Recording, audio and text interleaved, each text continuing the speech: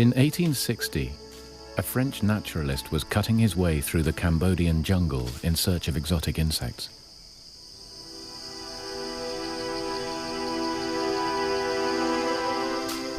Henri Mouot suddenly came across the last thing he was expecting: a massive complex of stone temples. Mouot had stumbled across one of the world's most astonishing and enduring architectural feats: the 900-year-old remains of Angkor Wat. But who built these vast, sophisticated temples? Why construct them deep in the jungle, only to abandon them?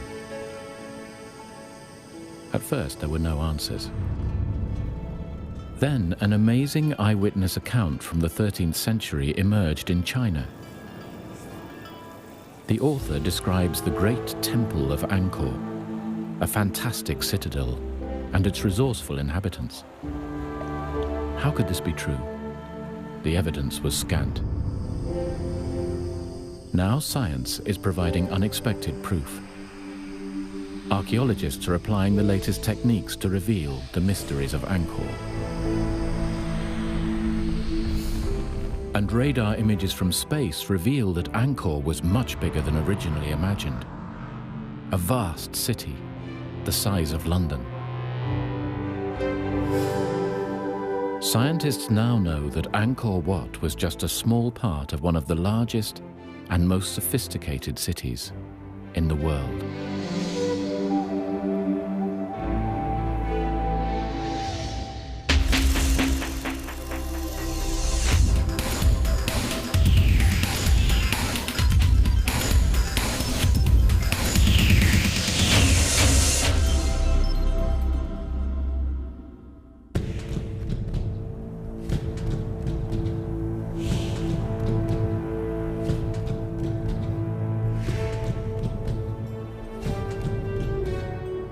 Angkor Wat, one of the world's true enigmas, its size and purpose baffling. Larger than any cathedral, it is truly one of the greatest structures ever built. Its towers, shaped like lotus flowers, were raised 100 years before the Cathedral of Chartres in France. The buildings are laid out on a vast scale, stone shrines ascending one upon the other as if reaching for the heavens.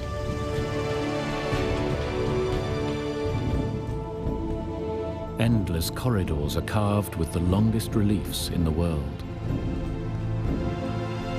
The precise construction would be hard to match even with lasers used by modern surveyors.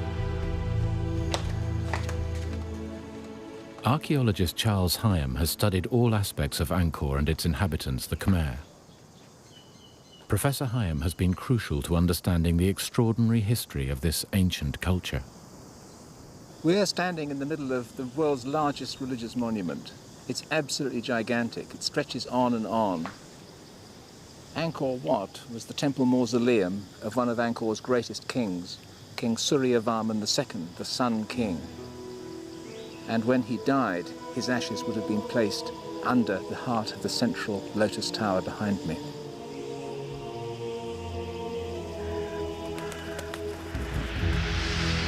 Angkor Wat, meaning Holy Temple, is symbolic in every way. Its vast square moat represents the oceans around Mount Meru, legendary home of the Hindu gods. When Henri Mouot stumbled across Angkor in 1860, he wrote, "One of these temples, a rival to that of Solomon and erected by some ancient Michelangelo, might take an honorable place beside our most beautiful buildings. It is grander than anything left to us by Greece or Rome."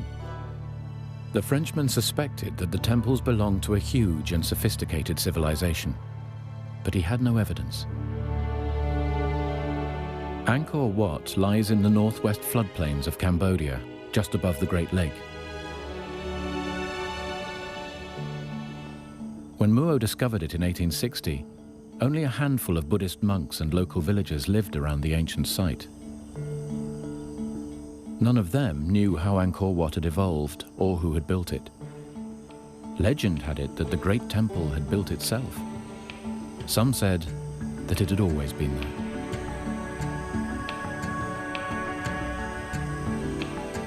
In Europe, the publication of Muo's journal created a sensation.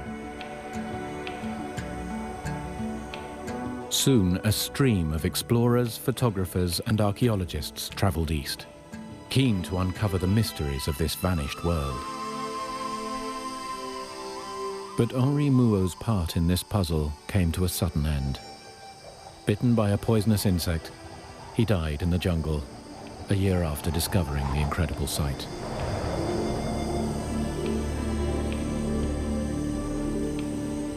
As early explorers began to strip away the jungle, they discovered even more temples. The walls of the vast monuments were covered in intricate carvings. These reliefs illustrate legends of an ancient culture and its religion. The sandstone sections were carved in place. They would have taken the artists decades to complete. Inscriptions here are written not only in an ancient Cambodian language, but also, mysteriously, in Sanskrit, the priestly language of the Hindus.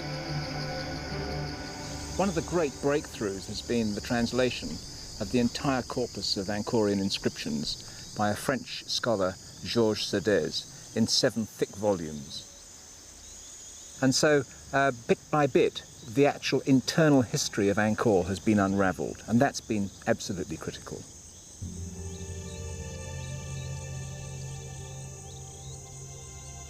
To the code breakers, they disclosed that for 6 centuries Angkor had been the capital of the Khmer, the indigenous people of Cambodia. Between the 9th and 15th centuries AD, a total of 38 kings ruled their empire from Angkor. Its borders reached from southern Vietnam to Laos, and from the Mekong River to eastern Burma. But whose grand vision was this great city? And why was it built in the middle of the jungle? The deciphering continued. Then an astonishing discovery was made. A junior Chinese official on a diplomatic mission visited Angkor in the summer of 1296 AD.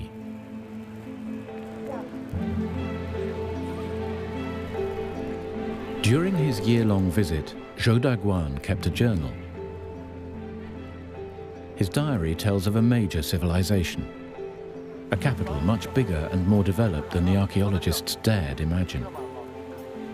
But was Zhou Daguan's account fact or myth? Archaeologists searched for proof of the existence of the city Zhou described. As they pieced together this gigantic puzzle, the full story began to emerge.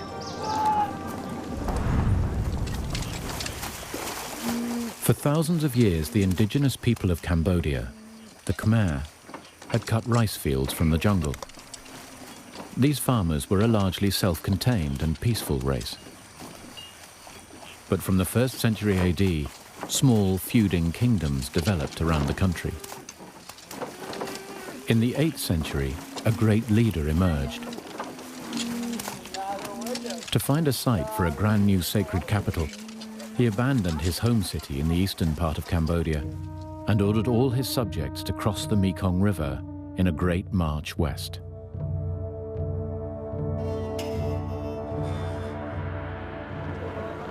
Having conquered his rivals, he chose the lush land between the sacred Kulen Hills and the Great Lake for his new citadel. In 802 AD, he had himself crowned Jayavarman, the supreme world emperor, king of kings. Jayavarman's charisma won the people over. He came not only to rule by divine consent, but to be worshipped as a god himself. At a stroke, this great and charismatic leader changed the course of Cambodian history. Over the next 500 years, Jayavarman's descendants, living gods, succeeded him to reign in Angkor. Each king had his own monument built to his glory, destined to become his mausoleum. Since the 2nd century AD, the Khmers had practiced Hinduism, Each of the royal temples is modelled on the 5 peaks of Mount Meru, the home of the Indian gods. For their builders, the shrines were a celebration of religion, art, science, and power. Throughout the first half of the 20th century, Cambodia was part of France's colonial empire. It was they who led the way in piecing Angkor together. When they arrived and took colonial control of this part of the world, the place was an absolute shambles. I mean, there were stones just lying around everywhere. It was nothing like what you see today. And so they dedicated vast amount of energy and effort into the reconstruction of the temples. In the 1960s, the eminent archaeologist Bernard-Philippe Grolier made this comparison of Angkor. Imagine that within the city limits of Paris, you found thrown together Versailles, the Place de la Concorde, and the Louvre. Surrounding these, the cathedrals of Notre Dame, Chartres, and Rheims, flanked by all the churches built in Paris before the 19th century.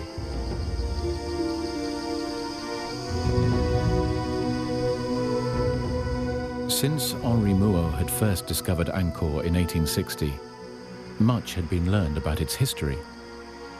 But almost nothing was known about the culture responsible for these incredible monuments.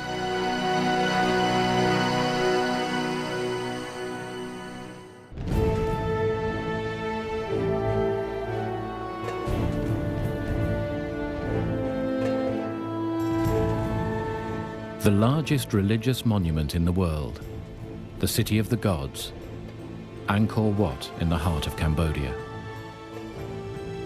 But is this astonishing temple only the visible tip of a greater unseen mystery? 700 years ago, a junior Chinese official visited Angkor on a diplomatic mission. During his 11-month stay with a Cambodian family, he recorded many aspects of life in Angkor. But Zhou Daguan's account contains several flights of fancy. For instance, he describes the great temple of Angkor Wat as having been built in a single day by a legendary Chinese architect. He was also openly judgmental, referring to his hosts as barbarians.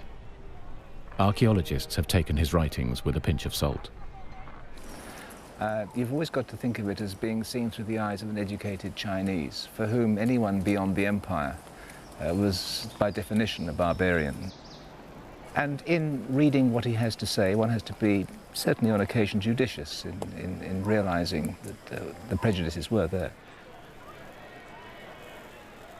For 100 years, French archaeologists were too busy restoring the temples to pay the journal much attention, so it was largely ignored.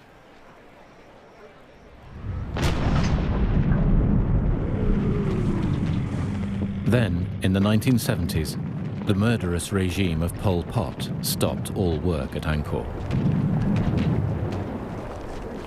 His army of communist revolutionaries, the Khmer Rouge, laid thousands of landmines around the site, rendering it off limits for years.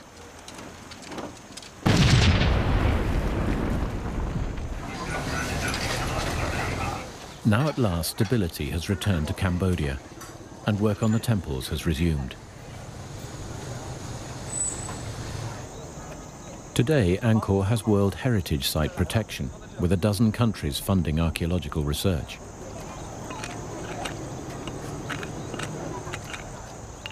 With much of the major restoration work complete, the focus has shifted away from the temples at the center and onto the outlying pieces of the puzzle.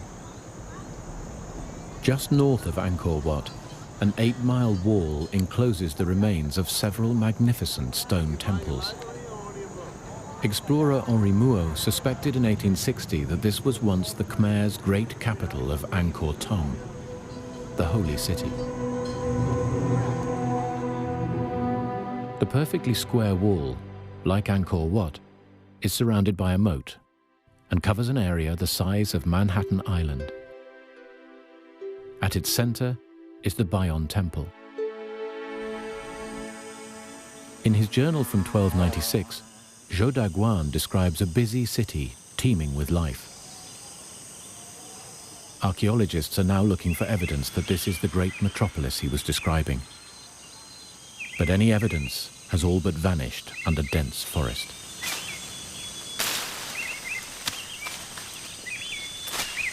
In the last 2 years, archaeologist Jacques Gaucher has started to excavate the interior of the walled city.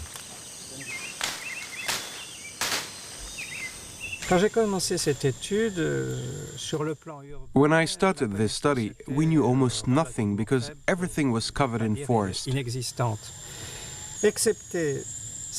The only surviving features were the stone temples and the foundation of a royal palace, but we knew nothing of the rest of the 900 hectares within the city wall. For a while, it seemed that Gaucher was fighting a losing battle, but his persistence is at last producing results.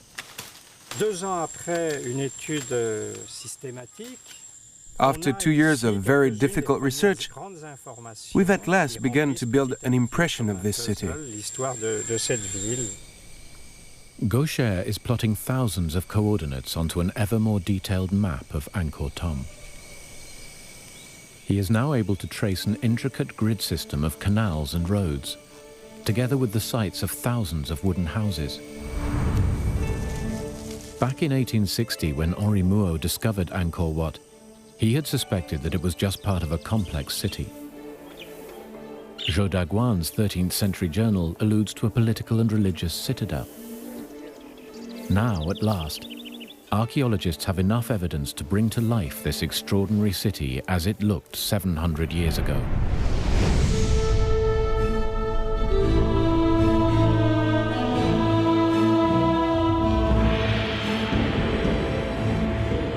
Angkor was a capital far bigger and far in advance of any European city of the time. Jacques Gaucher's findings confirm the accuracy of Zhou Daguan's account. What he describes is fact, not fantasy. These are the monuments which have caused merchants from overseas to speak so often of Cambodia the rich and noble. If you are looking for gold lions, gold Buddhas, bronze elephants and bronze horses, this is where you'll find them.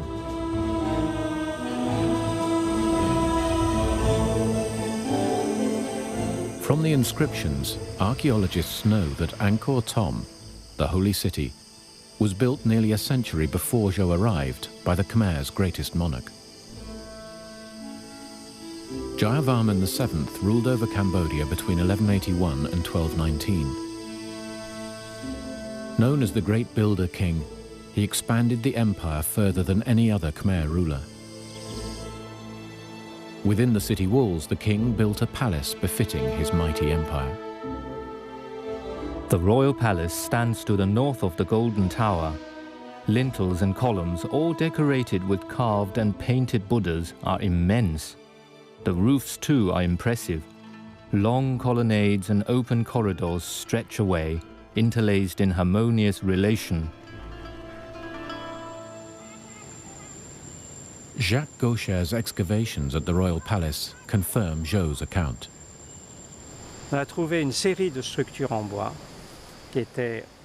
We found evidence that this palace was a large area with interconnecting courtyards and buildings. We found holes 80 centimeters in diameter for huge supporting columns. It would have been a very impressive sight. As evidence materializes about the royal palace, the role of the Khmer's rulers, these earthly gods, becomes clearer.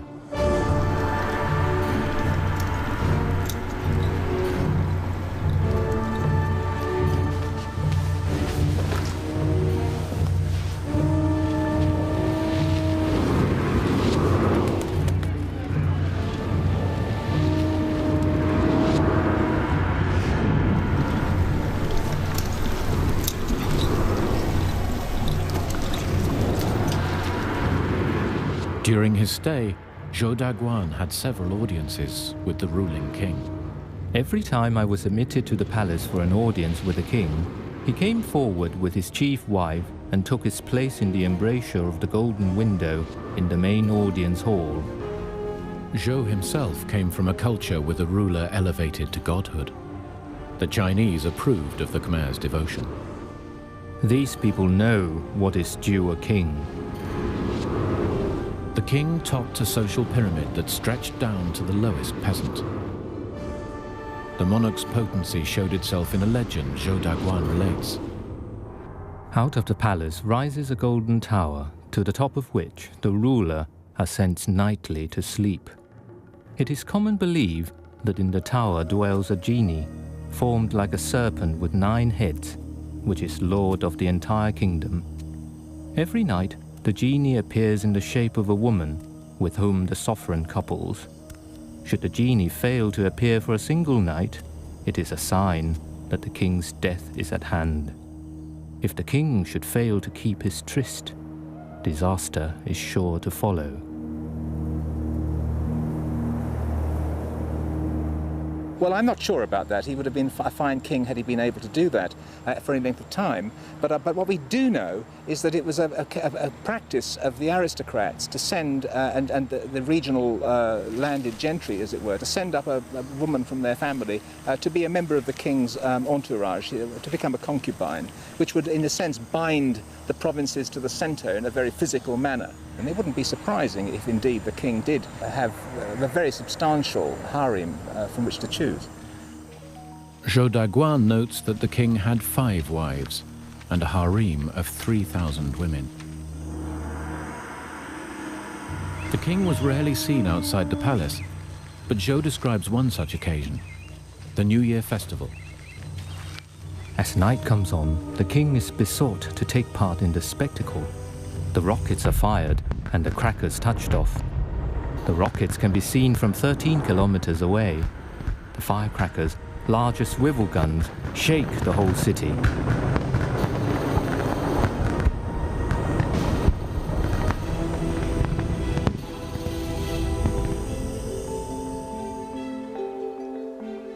Below the king was an army of bureaucrats graded by rank, as Zhou describes. In this country, there is a hierarchy of ministers, generals, astronomers and other functionaries. Beneath these come all sorts of small employees, differing only in name from our own. These would all have been descendants of families honored by the original Jayavarman, who had founded Angkor 500 years earlier. What is not clear from Zhou's writings is how many people lived in Angkor. Sanskrit inscriptions in temples such as Ta Prohm offer valuable clues. We know that the temple housed at least 12,000 people, including a number of great priests, I think over 650 dancers and various other officiants to maintain the temple and to do the necessary temple duties. If 12,000 people served a single temple, what was the overall population?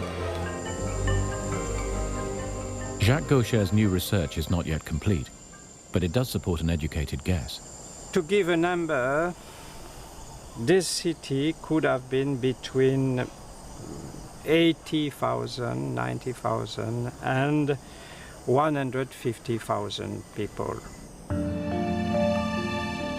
In the same period, the population of London totaled no more than 30,000. So, discoveries are confirming that what Henri Mouot suspected and Zhou Daguan alleges is correct. Angkor Thom was indeed a large, well-structured city with a huge population. Now suspicions are aroused that the jungle conceals an altogether bigger surprise. A metropolis so vast that its full extent can only be detected from space.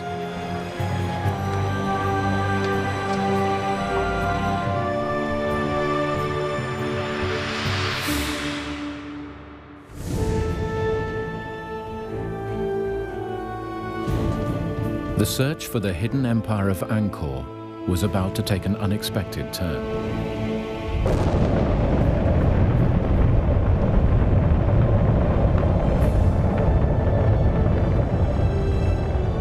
In 1994, archaeologists persuaded NASA to undertake a unique task. The space agency had developed specialist radar to penetrate vegetation.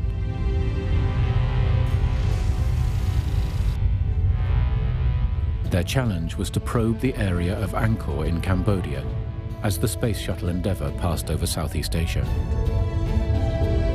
The resulting images cover an area 100 kilometers long and 10 kilometers wide. For the first time, scientists have an accurate impression of the wider city's infrastructure 1,000 years ago. Covering an area the size of London, this rural metropolis was immense. For archaeologist Elizabeth Moore, this is a major breakthrough. Up into this central statue. I'm sure they had the skill to do it, don't you? It is revolutionizing understanding of the size of the kingdom. Forced water up. And at first people said, well, you won't find anything new at Angkor, but we have. And what the radar has shown us is just how all the regions contributed to what then became the central zone of Angkor. The radar pictures also reveal previously unknown temples all over the Angkorian basin, as well as an intricate network of roads and canals, all leading to the walled city. Evident for the first time is the grid plan of this once great metropolis.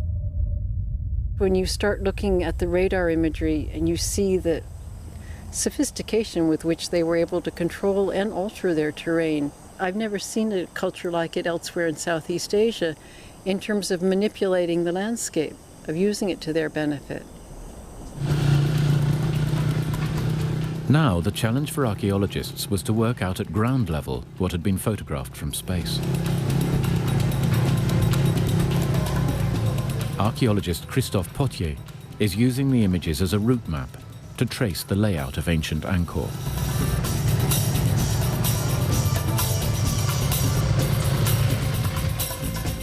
The newly discovered temples were at the center of their own communities. Just like village churches in Europe, they indicate the size of each settlement, showing the true extent of the metropolis.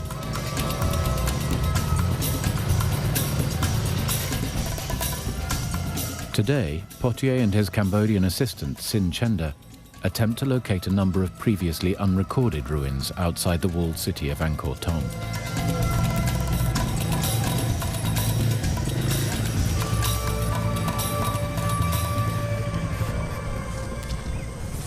Wow, super.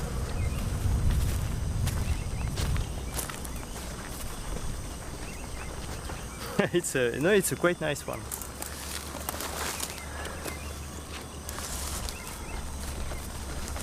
It seems to be a Garuda. You can see very clearly the Garuda with his wings is like an eagle, and quite interesting. Unfortunately, it has been badly damaged, but it's nice. And compared to the style, it could be a late 9th century, maybe first part of the 10th. Temples like this would have been the centers of villages housing between 100 and 300 people. Potier and his colleagues have established that the number of temple sites like this in the region runs into thousands, suggesting a massive population. There was a direct relationship between these villages and the royal capital. An ancient inscription persuades archaeologists like Charles Hyam of the link. We know that at least 80,000 or so people from 3,000 villages were assigned to supply all the goods that we needed annually to maintain it in a good condition. Vast amounts of produce and thousands of people would have been transported from the villages. A complex network of roads leading to the center is evident from the NASA pictures.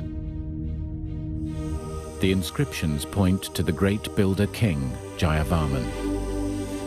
Jayavarman VII was a fantastic builder. Across his whole kingdom, he had roads constructed. He was a great man for infrastructure, one reason being that he wanted pilgrims to go and visit his places. And so he had rest houses built at one day's journey apart. He moved and shaped more stone than every other Angkorian king combined. And he must go down in world history as one of the great builders of all time. If all the outlying temples were connected in one giant conurbation, then Angkor can be acknowledged as a rural metropolis, as big as modern-day London, At its heart, a walled royal enclave the size of Westminster.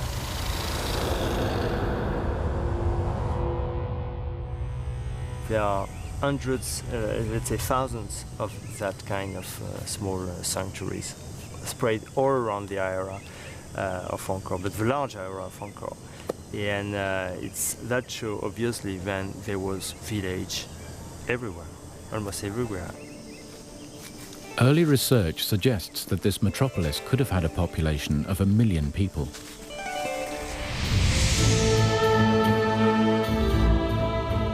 This would make Angkor, at its peak, between the 11th and 13th centuries, one of the largest cities in the world.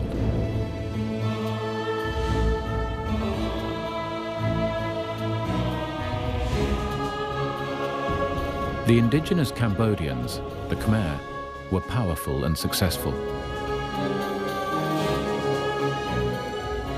They managed to build one of the most extraordinary cities in history, in one of the world's most hostile climates. But how was such a large population able to survive and prosper in the heart of an inhospitable jungle?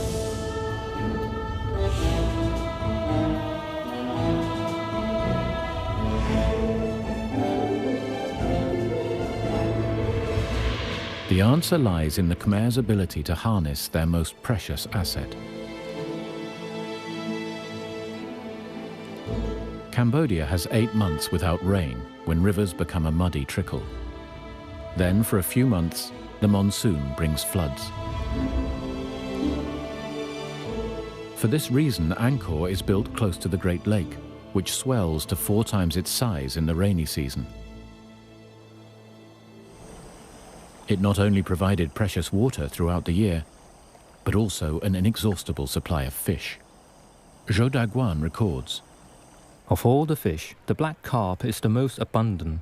Next in number, the tench and freshwater congers. The prawns of Channan weigh as much as half a kilo apiece. Crocodiles there are as large as boats. Apart from fish, the staple diet, like most of Asia, was rice. Paddy fields need a plentiful supply of water to ensure a healthy crop. When the founding ruler Jayavarman arrived at Angkor, there were already peasant farmers cultivating ancient rice fields. But from the 9th to the 13th centuries, successive god kings ordered thousands more acres of jungle to be cleared for rice production. Water had to be cleverly harnessed to irrigate the new fields. If the system failed, the very survival of the kingdom would be at stake. Well-maintained canals were also crucial to Angkor. Every day, tons of heavy stones for the construction of temples would be transported by canal from the Kulen Hills, 50 kilometers away. Planning expert Jacques Gaucher believes the success of Angkor is due to the elaborate system of interconnecting waterways. You have tanks or ponds which are dug to keep also this water, and you have some canalization. This royal palace is full of small canalization. The city is full of channels, and the outside, the territory, is also full of big channels. These systems, which are at different level of scale, they must have been connected to each other. It was the Khmer's ability to harness water that made them unique. While the Dutch were experimenting with their first canals, the Khmer were already past masters. The most recent excavation by Jacques Gaucher reveals the complexity of Khmer water management within the royal city. His surveys have uncovered 2 huge reservoirs, each measuring 300 meters long and 20 meters wide. A major road intersected them. Water needed to flow around the city. What Gaucher wanted to know was how the road could be used while water still flowed from one reservoir to the other. So he began to dig. The excavation unearthed a stone dike where the road and reservoirs met. It also shows that the reservoirs were built on slightly different levels. Beneath the surface of the road, narrow channels in the dike allow water to filter from the upper reservoir into the lower. But the arrangement may have been too finely balanced.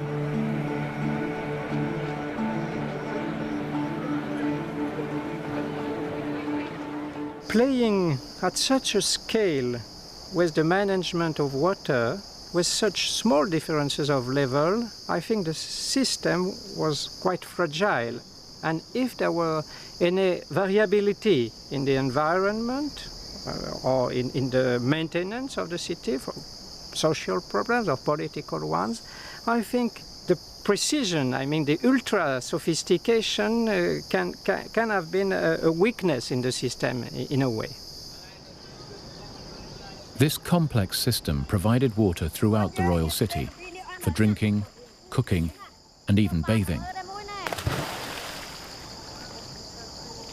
Cambodia is an excessively hot country, and it is impossible to get through the day without bathing several times. There are no bathhouses, no basins. However, every family has a pond, or several families have one in common. Men and women go naked into this pond. The construction of extensive water systems and great stone temples in the jungle demanded colossal manpower. Why would the Khmer be prepared to devote so much of their year toiling in the king's name? Why was it that the peasantry out there in the fields contributed so much labour, willingly it seems, to the maintenance of the centre? And the answer may well be that they really believed that the king was a god and they were working in the service of the deity, and this kept them going. Oh, I think without a doubt, I fully agree with you.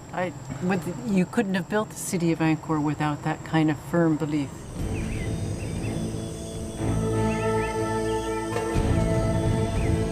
But although the Khmer people dedicated enormous effort into constructing their great city, it was the addition of slave labor that made it possible.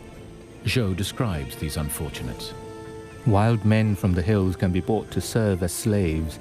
Families of wealth may own more than 100. Those of lesser means content themselves with 10 or 20. Only the very poor have none. We know, too, again from the inscriptions, that some of them had a very raw deal. There was one who tried to escape from the land in which he was born and was assigned, and they found him and they brought him back and they gouged his eyes out and cut off his ears. Punishment was severe for all subjects of Angkor, noted the Chinese diplomat. In very serious cases, a ditch is dug outside the city. The criminal is dropped into it. Earth and stones are heaped on top until he is buried alive. Lesser crimes are dealt with by cutting off feet or hands, or by amputating the nose. The economy of Angkor was based on international trade. The Khmers produced food for their swelling population, but there was a surplus for trade with neighboring states. They wove fine cloth, cast huge bronze statues, and exported ivory, kingfisher feathers, beeswax, and scented wood. Their main trading partner was China. The reliefs of the Bayonne reveal a Chinese trade junk coming across the waters of the Great Lake just south of Angkor. And we know that there was indeed a great deal of trade going on because of the more recent archaeological research that has been excavating in the royal palace, and there they've been unearthing a considerable quantity of Chinese ceramics.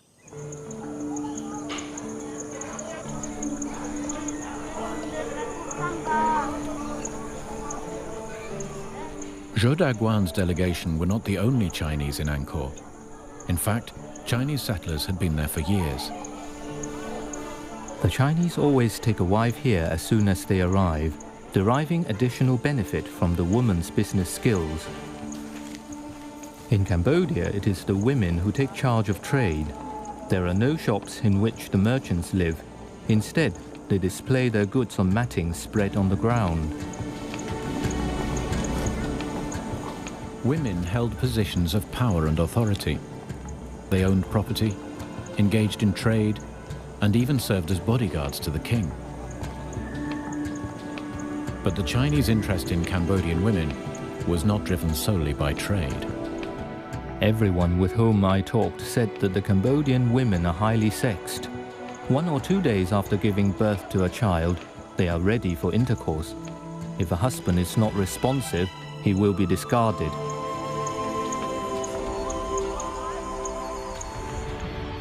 By the end of the 13th century, Angkor was at its peak.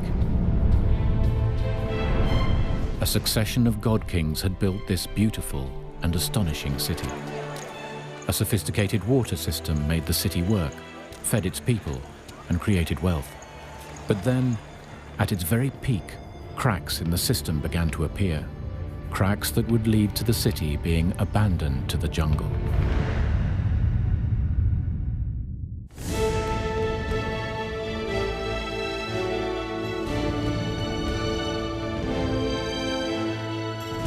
It took nearly 500 years for Angkor to grow to the vast city that the Chinese diplomat Zhou Daguan described in 1296.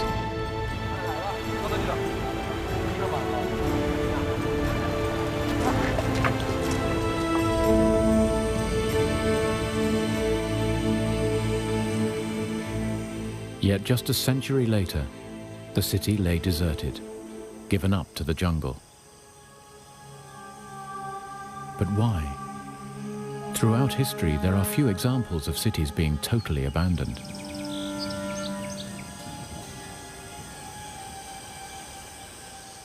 One key factor is known. Throughout Angkor's history, the Khmer had waged war with their neighbors.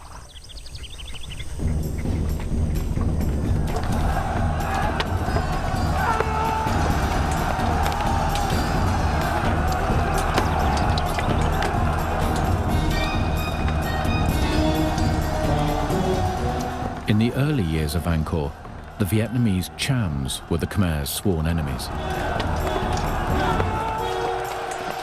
Most of the temple walls around the capital depict epic battles against the Chams.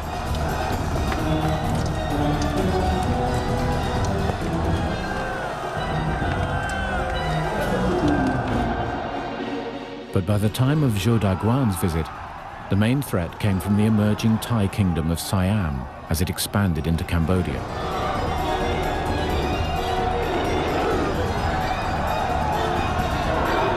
He recounts, "Recently, during the war with Siam, whole villages have been laid waste." In the diplomat's eyes, the Khmer army was ill-prepared for war. Soldiers move about unclothed and barefoot. In the right hand is carried a lance, in the left a shield. They have no bows, no missiles, no breastplates, and no helmets. Generally speaking, these people have neither discipline nor strategy.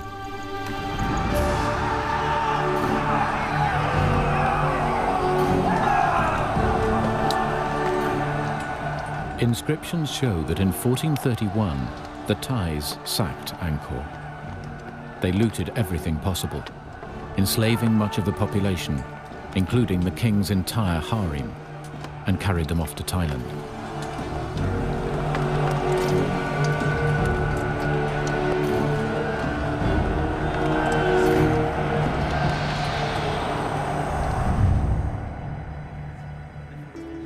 Abandoned, the city of Angkor was slowly reabsorbed into the jungle from which it had emerged 5 centuries before.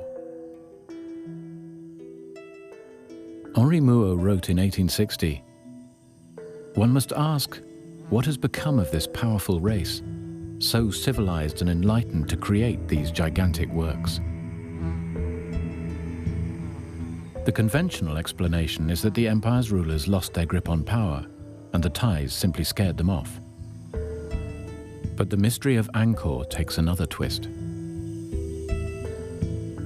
Today, archaeologists believe that there were other factors at work. Charles Hyam points to the great builder king, Jayavarman VII.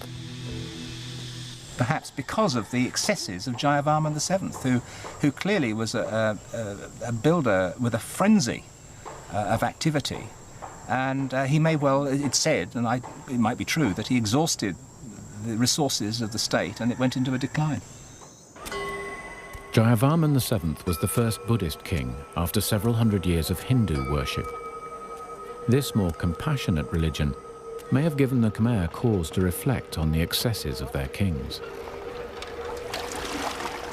And I wonder whether, in fact, the slow decline that may well have set in was the result of a lack of belief out in the fields there that the king was, in fact, a deity, and that this vital link between the two began to fray.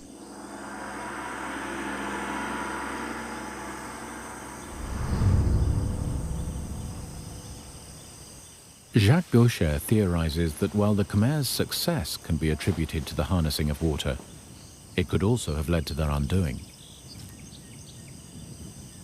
Such was the fine balance of nature that if irrigation and the storage of water were not kept up, they could easily fall into disrepair.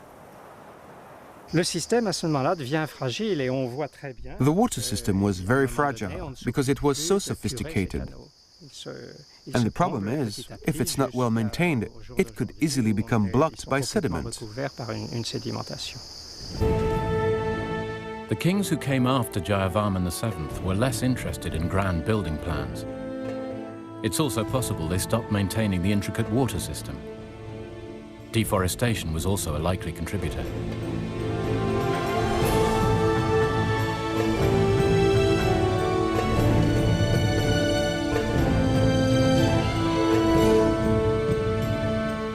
So much jungle had been cut back for rice growing that undoubtedly the rivers and canals would have silted up, which in turn would have led to an ecological disaster for the Khmer.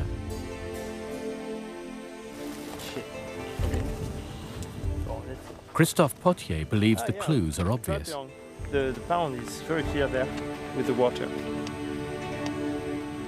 At the end of Angkor, it's pieces of the forest should have been very, very rare. So deforestation is not a new problem. It's an old one. It is most likely that it was a combination of these factors that led the Khmer to abandon their once great city. What remained of the Khmer court re-established itself on the banks of the Mekong, near Cambodia's present-day capital of Phnom Penh. We're not talking about the actual collapse and total demise of a civilization. What happened was that they moved sensibly to the east, down to the Mekong River, and away from the Thais. Now completely Buddhist, renouncing material wealth, the Khmer would never again embrace the lofty heights they had in Angkor.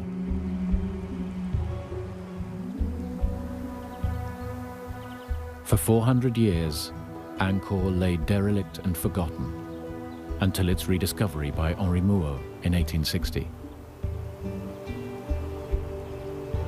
Today, Angkor is recognized as a wonder of the world.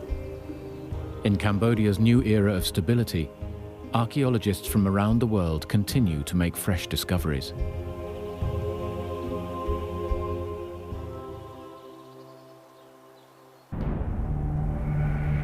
At last, a world lost to the jungle is re-emerging. A major metropolis that for over half a millennium dominated a thriving empire. One of the greatest cities the world has ever known.